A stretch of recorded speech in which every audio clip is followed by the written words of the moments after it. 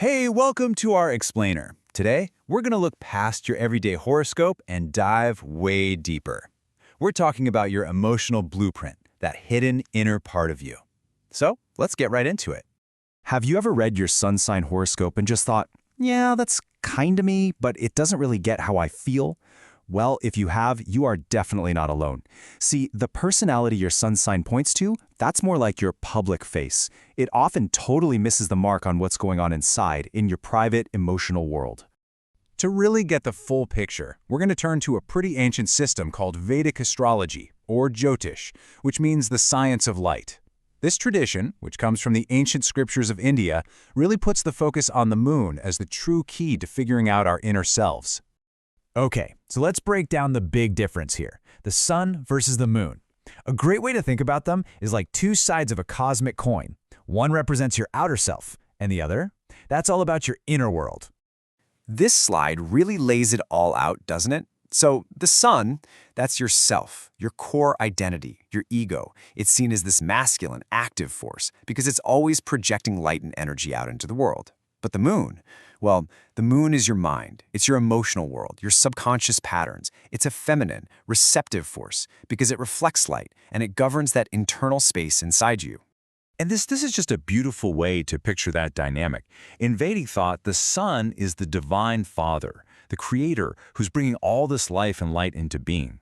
The moon is the divine mother, the creatrix who nurtures and governs the inner world of that creation.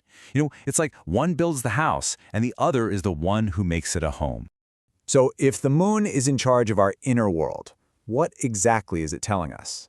This is where we get to your emotional blueprint, that unique personal map of your internal landscape. Your moon sign is just the position of the moon when you were born, and it points to what's called manas in Sanskrit. Now, this isn't the logical thinking mind. No, this is the part of our consciousness that feels. It's what's behind your gut reactions, what you're drawn to, what you can't stand. Basically, it's the force that pulls you towards some things and pushes you away from others. The moon's influence it's huge. It governs how sensitive you are, how your imagination works, and even those habits that you run on autopilot. It pretty much shapes your general emotional weather from day to day, and maybe most importantly, it shapes how you actually connect with other people. But the moon's job goes even deeper than just your feelings right now. It's actually a really powerful link to your past and the karmic patterns that you're carrying with you. This ancient quote from the Vedas, it really grounds the whole idea. It's telling us that our mind, our whole field of perception and feeling and consciousness, actually comes from this lunar principle. You could say the moon is the source code for how we experience reality. And because of that, the moon is seen as this major karmic indicator. It reflects all these impressions, or sanskaras, left over from past experiences, maybe even past lives.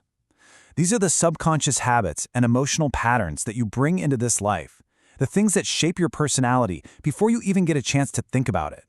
Okay, so this is all fascinating stuff, right? But what's the practical side? What does this actually do for you?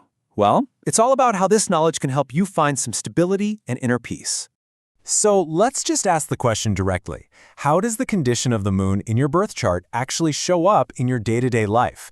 Because whether you feel emotionally grounded or like you're constantly being thrown off balance, that can often be traced right back to your moon. This comparison makes it so clear.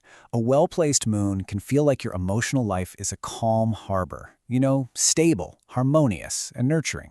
But on the flip side, a stressfully placed moon can feel like you're a totally exposed nerve, leading to hypersensitivity, a tendency to overreact to everything, and just a real struggle to connect with your own feelings.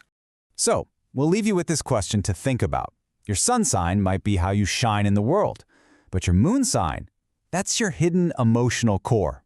It's the blueprint for your feelings, your instincts, and really, your path to inner contentment. So, what does your inner world reveal about you?